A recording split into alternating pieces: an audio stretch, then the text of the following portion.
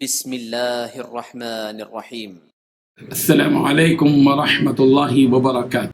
إن الحمد لله نحمده ونستعينه ونستغفره ونستهديه والصلاة والسلام على أشرف الأنبياء والمرسلين محمد وآله وصحبه أجمعين أما بعد.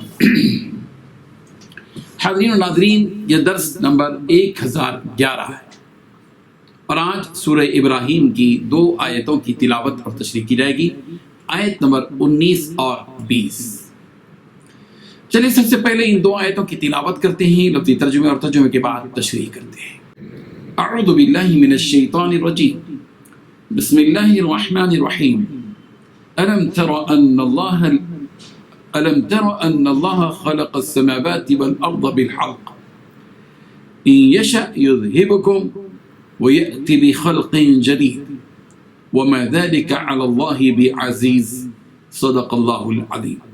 لفظی ترجمہ یوں ہے، الم ترى، کیا آپ نے نہیں دیکھا، ان اللہ کی بے شک اللہ نے، خلق السماوات پیدا کیا آسمانوں کو، والارض اور زمین کو، بالحق حق کے ساتھ، ان یشا اگر وہ چاہے، یذہبکم تو تمہیں لے جائے، ویأتی بخلق جدید اور لے آئے نئی مخلوق، وما ذلک اور نہیں ہے یہ کام، علی اللہ اللہ پر، بعزیز کچھ بھی مشکل۔ ترجمہ یوں ہے، کیا تم نے نہیں دیکھا کہ اللہ نے آسمانوں اور زمین کو تدبیر سے پیدا کیا ہے، اگر وہ چاہے تو تمہیں نابود کر دے اور تمہاری جگہ نئی مخلوق پیدا کر دے، اور یہ اللہ کو کچھ بھی مشکل نہیں ہے۔ ان 2 آیتوں میں 4 باتیں بتائی گئی ہیں۔ پہلی بات، کیا تمہیں یہ بات نظر نہیں آتی کہ اللہ نے آسمانوں اور زمین کو برحق مقصد سے پیدا کیا ہے؟ دوسری بات، اگر وہ چاہے تو تم سب کو فنا کر دے۔ تیسری بات، اور ایک نئی مخلوق وجود میں لے آئے۔ چوتھی بات، اور یہ بات اللہ کے لیے کچھ بھی مشکل نہیں ہے۔ بزرگان محترم، اللہ تبارک و تعالیٰ اپنی قدرت و طاقت کے مناظر کی طرف انسان کو متوجہ کر رہے ہیں کہ کیا تم نہیں دیکھتے کہ اللہ تبارک و تعالیٰ نے اس قدر بلند و بالا آسمان پیدا کی اور اس قدر وسیع و عریض زمین پیدا کی۔ یہ زمین و آسمان کی پیدائش ظاہر ہے کہ انسان کی پیدائش سے ہزاروں گنا بڑی ہے۔ اس قدر بلند و بالا، وسیع و عریض اور بھاری بھرکم آسمانوں کو جس پروردگار نے پیدا کیا اور ان سے جڑے ستاروں اور سیاروں کو پیدا کیا جن کی چمک پورے کرۂ ارض پر چھا جاتی ہے، اور اس وسیع و عریض زمین کو پیدا کیا جو تمام مخلوقات کے لیے بچھونا بھی ہے اور ٹھکانہ بھی، جس نے بڑے بڑے پہاڑوں کو پیدا کیا جو زمین کو اپنی جگہ پر قائم رہنے کے لیے کیلوں اور میخوں کا کام کر رہے ہیں، جس نے اس زمین میں جنگل و بیابان پیدا کیے، جس نے سمندر و باغات پیدا کیے، جس نے جمادات و نباتات و حیوانات پیدا کیے جن کی الگ الگ شکلیں ہیں اور الگ الگ منافع ہیں، الگ الگ رنگتیں ہیں اور الگ الگ خصوصیات۔ ظاہر ہے کہ یہ ساری چیزیں حق و حکمت کے ساتھ پیدا کی گئی ہیں، ان میں سے کوئی چیز بیکار پیدا نہیں کی گئی۔ ربنا ما خلقت ھذا باطلا، اے پروردگار آپ نے اس کو بیکار یوں ہی پیدا نہیں کیا۔ جو شخص زمین و آسمان اور ان میں موجود چیزوں پر غور و فکر کرتا ہے وہ اس نتیجے پر ضرور پہنچ جاتا ہے کہ پروردگار آپ نے یہ سب کچھ بیکار پیدا نہیں کیا ہے، بلکہ ان سب کو کسی نہ کسی درست مقصد کے تحت پیدا کیا ہے۔ سورہ جاثیہ میں بھی یہ بات بتائی گئی، وَخَلَقَ اللَّهُ السَّمَاوَاتِ وَالْأَرْضَ بِالْحَقِّ، اور آسمانوں اور زمین کو اللہ تبارک و تعالی نے بہت ہی عدل کے ساتھ پیدا کیا ہے، اور کائنات کی ان تمام چیزوں کو پیدا کرنے کے باوجود اللہ تبارک و تعالی تھکا نہیں ہے، تھکن تو اس کے قریب بھی نہیں آتی، وہ ایسے عیبوں سے بالکل پاک ہے، نہ اس کو نیند آتی ہے نہ اونگ آتی ہے، لا تأخذہ سنۃ ولا نوم۔ اللہ تبارک و تعالیٰ تو ان تمام عیبوں سے پاک ہے۔ تو کیا اللہ سوال کرتے ہیں کہ جو پروردگار، جس پروردگار نے آسمانوں اور زمینوں کو پیدا کیا، کیا اس کے لیے یہ مشکل کام ہے؟ کہ دنیا میں مرے ہوئے سارے مردوں کو زندہ کر سکے.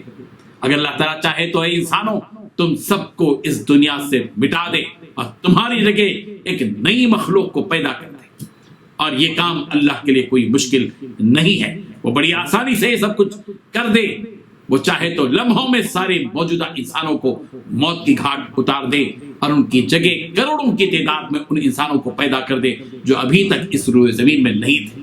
سورہ احقاف کی آیت نمبر 33 میں یہی بات یوں بیان کی گئی، اولم یروا ان اللہ الذی خلق السماوات والارض ولم یعی بخلقہن بقادر علی ان یحیی الموتى بلی انہ علی کل شیء قدیر. کیا وہ نہیں دیکھتے کہ بے شک وہ اللہ جس نے آسمان و زمین کو پیدا کیا وہ ان کی پیدائش سے تھکا نہیں، وہ قادر ہے. کیا وہ اس بات پر قادر نہیں ہے کہ وہ مردوں کو زندہ کر سکے؟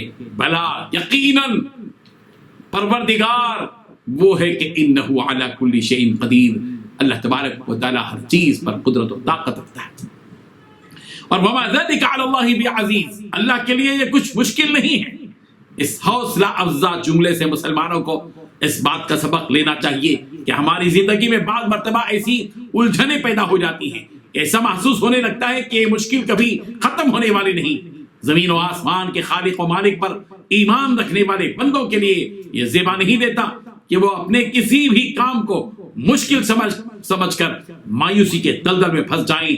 ایسے موقعوں پر مومن بندوں کو اپنی کمزوری اور بے بسی پر نظر رکھنی نہیں چاہیے، بلکہ قادر مطلق اور مختار کل پروردگار کی قوت و طاقت پر نظر رکھنا چاہیے.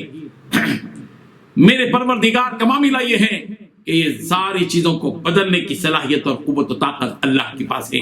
پورے انسانوں کو ایک لخت ختم کرنا اور پوری ایک نئی انسانیت کو وجود میں لا کر کھڑا کر دینا، یہ رب ذوالجلال کے لیے کوئی مشکل کام نہیں ہے، وہ کام کر سکتا ہے. اللہ تبارک و تعالیٰ کا معاملہ یہ ہے کہ اللہ ہر چیز پر قدرت و طاقت رکھتے ہیں. اللہ کے لیے کوئی کام مشکل نہیں ہے. بندے کو چاہیے کہ بندہ یہ سوچے کہ میری ذلت کو عزت میں بدلنا میرے رب کے لیے مشکل نہیں ہے، میری کمزوری کو طاقت میں بدلنا میرے لیے مشکل، میرے رب کے لیے بالکل آسان ہے. میری غربت و پستی کو مالداری اور عروج میں بدلنا میرے لیے رب کے لیے مشکل نہیں ہے. میرے عزائم اور ارادوں کو پائے تکمیل تک پہنچانا میرے رب کے لیے مشکل نہیں ہے. جب یہ احساس و کیفیت مومن بندوں کے دلوں میں پیدا ہو جاتی ہے تو پھر اس مومن کی زندگی میں خزاں نہیں بلکہ بہار ہی بہار.